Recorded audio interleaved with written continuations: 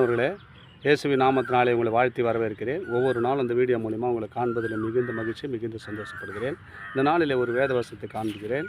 யோசுவா புஸ்தகம் 1ஆம் அதிகாரம் 6ஆம் வசனம் சொல்லப்படுகிறது. பலங்கொண்டு திடமனதாயிரு, இந்த ஜனத்தின் பிதாக்களுக்கு நான் கொடுப்பேன் என்று ஆணையிட்ட தேசத்தை நீ இவர்களுக்கு பங்கிடுவாய்.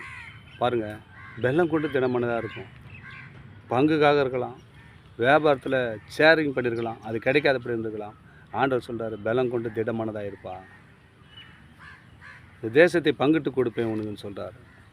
யோசுவாவுக்கு சொன்னது போல் யோசுவாவுடைய வாழ்க்கையில் அநேக போராட்டம் இருக்கும்போது பலம் கொண்டு திடமானதாக இருப்பா, இந்த ஜனத்தின் பிதாக்களுக்கு நான் கொடுப்பேன் என்று ஆணையிட்ட தேசத்தை இவர்களுக்கு நான் பங்கிட்டு கொடுப்பேன்.